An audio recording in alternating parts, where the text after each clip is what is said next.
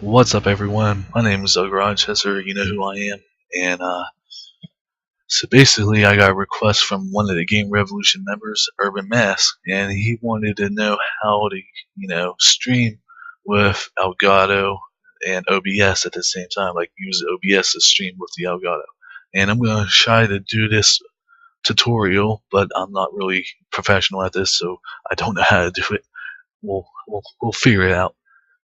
Oh my god, preview screen. Well, first of all, let's show you what we're gonna look like. This is what it's gonna look like whenever you're streaming. So I'm in a party with another forum user on Game Revolution, Chris Crime. He goes by Optimus Crime as well. Sorry guys, I'm trying. Do you guys need my help? No, we're just playing a daily mission right now. Alright, thanks, man. Daily road. So, I was being a dick. They probably need my help. But this is what I'm trying to show you guys of, like, this is what I'm capturing. We'll worry about how I captured that party chat right now. After I'm done with this video, so we're gonna disable that preview screen because that's getting annoying. Alright, so this is my encoding settings. This is what Urban wanted to know. So general, we don't need to worry about that. These are the video encoding. So use X264. I believe you need that for the stream to Twitch at least. But this CBR means constant bit rate, and I like using constant bit rate because I don't like having I don't like having it being changed and losing quality over time. I like having a certain, like, the exact same quality. So my max bit rate is 2500 because that's the maximum you can stream for 720p. I mean, it's not the maximum, but it is the most recommended for, like, the highest quality. So if you don't know anything about enable CBR buffer size, if you don't know your buffer size, just leave it the same as the the max bit rate that you're streaming in. Audio, it doesn't really matter. I use AAC and 128 bit rate with stereo. Obviously, if you change it to mono, it's going to come out only one earpiece, and that just doesn't sound great. Broadcast settings. So this is my settings at Twitch. You could save it to local file as well, but if you're streaming at Twitch, you could also save a local file with automatically save it just file. You can do it with Ustream as well. Here's all the other streams, but if you're going to use Stream, switch it the streaming service, the custom. Go to your I want to say remote control. For Ustream, it's under remote console, I believe. I think that's what it's called. I'm not quite sure about that.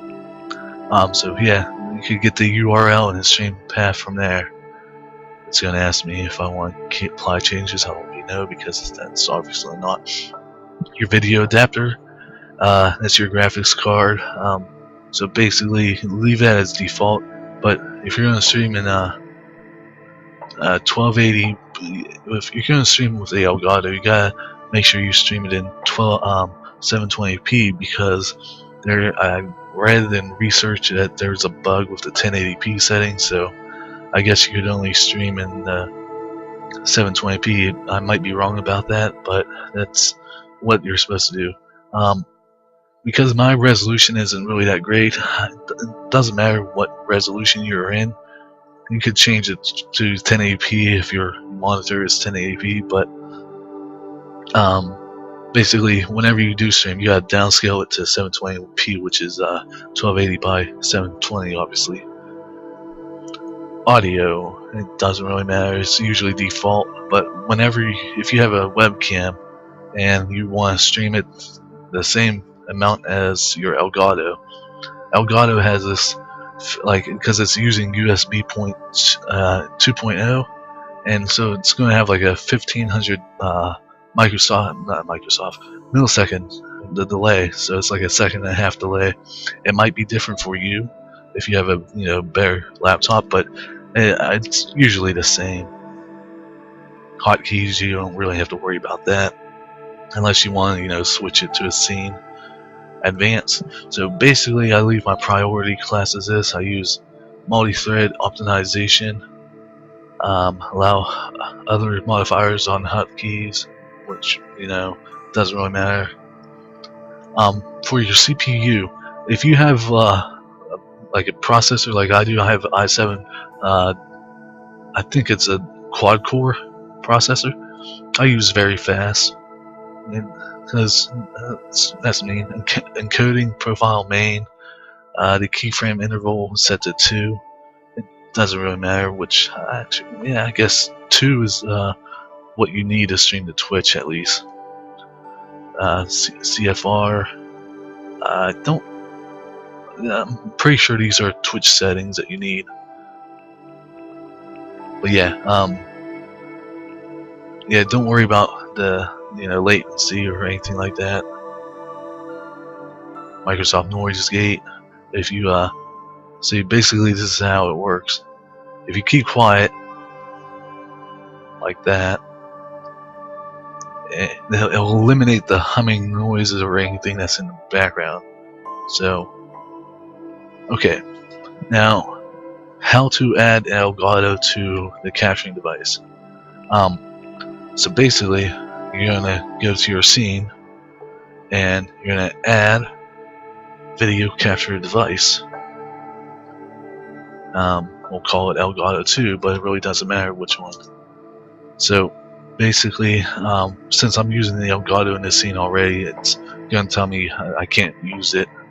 So you select your device, which is obviously Elgato, and I don't know if you can configure it right now. Yeah, you can, because I'm streaming this.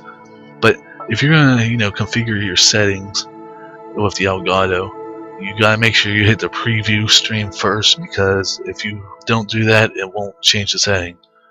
Most importantly, make sure that you're using a 32-bit OBS.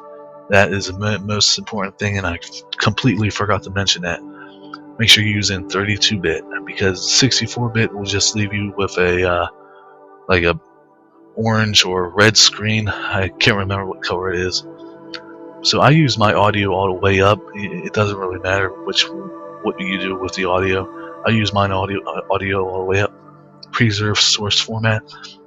I don't know. I think stretching the standard definition, makes it, look crappy. It could be just me, but I think it makes it look worse than what it is. But if you need to stretch it, go right ahead. I mean, that's for I think that setting is for Xbox 360 at least. So you don't have to worry about flipping this or anything, or if you need a de-interlace, I don't think you really do, but preserve the source size at least. Custom resolution, you don't need to change the custom resolution on that. No, you don't need to change that.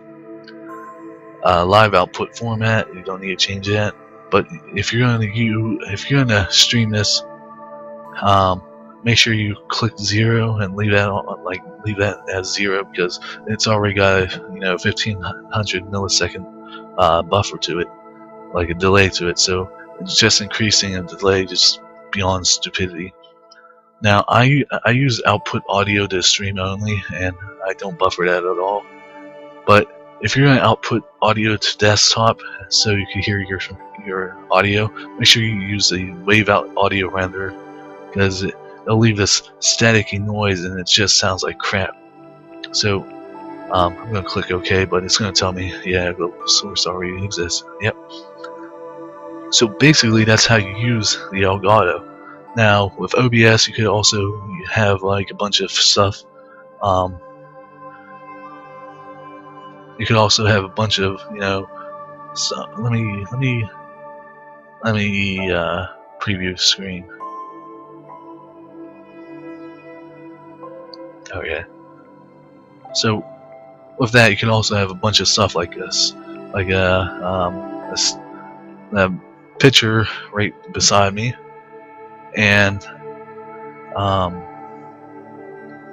could, stream Windows. It's totally up to you. But thank you for watching this video. This is my first tutorial of how I stream with OBS. If there's anything I forgot, make sure you ask in the comments. Like if there's any settings or something that I completely forgot, ask in the comments. I will respond. So thank you.